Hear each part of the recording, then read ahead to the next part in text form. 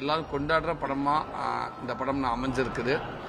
இது நான் சொல்ற விட இன்னைக்கு இப்போ 4-5 நாள் ஆச்சு. எல்லாத்துக்கும் தெரியும், மக்கள் ரொம்ப வரவேற்காங்க இந்த படத்தை.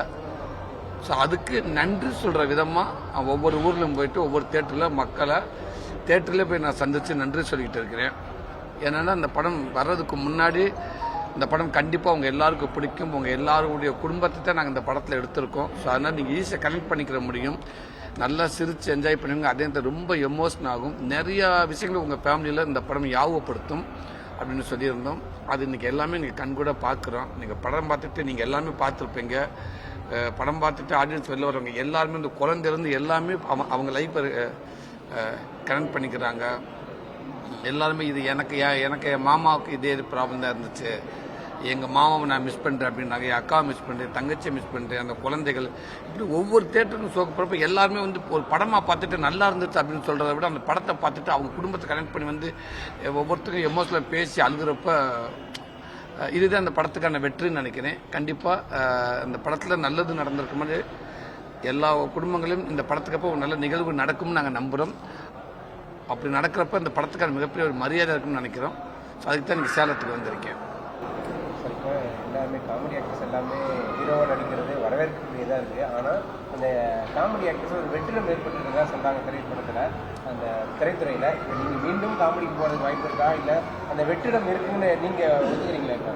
இல்லை, கதை நாயகன் அங்கேருந்து நான் கதை நாயனாக வந்திருக்கேன். கதை நாயனா எனக்கு மக்களும் மீடியாவும் எனக்கு எல்லாரும் எனக்கு சப்போர்ட் பண்ணுறாங்க. இன்றைக்கி ஒரு நல்ல இடத்துல இருக்கேன். இன்றைக்கி நிறையா ஒரு பட்ஜெட்டில் என்னை நம்பி படம் போகிற அளவுக்கு என்னை மக்கள் என்னை நல்ல இடத்துல வச்சுருக்காங்க. ஸோ இதுதானே சரியா இருக்குன்னு நினைக்கிறேன். இல்லையா? இல்லை, அடுத்தடுத்து எல்லாம் இல்லை காமெடிகளை பஞ்சம்லாம் கிடையாது. இல்லை அதுக்கான ஆட்கள் வந்துகிட்டே இருப்பாங்க. எந்த இடத்துல ஒரு சில நேரத்தில் ஒரு சின்ன ஒரு சின்ன கேப் இருந்துச்சுன்னா அந்த இடத்த ஃபில் பண்ணுறதுக்கு இன்னொருத்தவங்க வந்துடுவாங்க. சினிமா தோன்றலேருந்து அப்படித்தான், சினிமாவாக இருக்கட்டும் மற்ற எந்த துறையாக இருக்கட்டும், ஒருத்தவங்க இல்லைன்னா அந்த இடத்துக்கு இன்னொருத்தவங்க வந்துடுவாங்க. இன்னைக்கு எல்லாமே நல்லா காமெடி பண்ணிட்டு இருக்காங்க. சமீபத்தில் அன்பு தம்பி பாலசரவணன் நல்லா பண்ணிட்டு இருக்காரு, ரொம்ப சூப்பராக பண்ணிட்டு இருக்காப்புல தம்பி. குடும்பத்தோட கனெக்ட் பண்ற படம்னு சொல்லுங்க. இப்போ தமிழ் சினிமாவில் அந்த குடும்பத்தோட கனெக்ட் பண்ற படங்கள் குறைஞ்சிட்டு வருது. ஃபேமிலி ஆடியன்ஸ் ஃபேமிலி படங்கள் குறைஞ்சிட்டு வருது. அதை எப்படி பார்க்குறீங்க? ஆனால் மக்கள் இப்போ டூரிஸ்ட் ஃபேமிலி ஆகட்டும், இது மாமன் ஆகட்டும், நல்ல வரவேற்பு கொடுத்துருக்காங்க. இயக்குநர்களுக்கு என்ன சொல்ல விரும்புறீங்க? இல்லை, அதுதான் எல்லா விதத்திலும் ஒவ்வொரு சேனல்லையும் படம் வந்துக்கிட்டு தான் இருக்கிற மக்களை வரவேற்றுக்கிட்டு தான் இருக்காங்க. எத்தனை படங்கள் எந்த மாதிரி படங்களை கொடுத்தாலும் குடும்ப படங்களுக்கு எப்பயுமே நம்ம தமிழ் மக்கள் அது அதிகமாக நம்ம குடும்பங்கள் நம்ம தாய்மார்கள் வரவேற்கிறாங்க. அதில் கடைசியாக நீங்கள் சொன்ன இப்போ டூரிஸ்ட் ஃபேமிலி நல்லா போச்சு. இப்போ மாமன் இன்னும் பயங்கரமான கொண்டாடுறாங்க. கண்டிப்பாக அந்த மாதிரி படங்கள் நம்ம கொடுக்க மக்கள் நம்மளுக்கு அதுக்கான மரியாதை கிடச்சிக்கிட்டே தான் இருக்கும். ரொம்ப கஷ்டப்பட்டு வந்திருக்கீங்க. ஏற்கனவே சோஷியல் மீடியாவில் அந்த பெயிண்ட் அடிக்கிறதாகட்டும், பெயிண்ட் அடிக்கிற ஸ்டோரி போட்டதாகட்டும், அன்னைக்கு திருப்பூரில் பேசுகிறப்ப இதே இடத்துல தான் நான் போயிட்டு வந்துட்டு இருந்தேன் அப்படின்னு சொல்றதாகட்டும், மக்கள் இப்போ ஒரு ஹீரோவாக உங்களை உயர்த்தி பார்த்துருக்காங்க, கொண்டாடிட்டு இருக்காங்க. அது எப்படி இருக்குது? ரொம்ப சந்தோஷமா இருக்கு.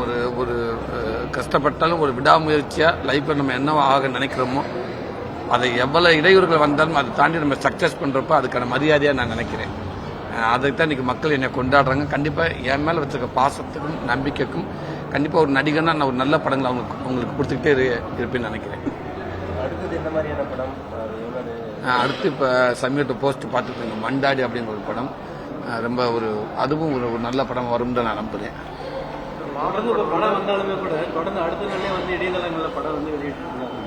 இல்லை, அது என்னமோ தெரியல, அது ஆரம்பத்திலிருந்து அது நடந்துக்கிட்டே தான் இருக்குது. அதுக்கான ஒரு சரியான ஒரு முடிவு கிடைச்சா நல்லா இருக்கும். எல்லாம் எவ்வளவு ஸ்ட்ரிக்டா இருந்தாலும் அதை தாண்டி அந்த படங்கள் எப்படிதான் வெளியிடுறாங்கன்னு தெரியல. ஒண்ணு மக்கள் பார்க்கக்கூடாது, மக்கள் அதை வரவேற்க கூடாதுன்னு நினைக்கிறோம்.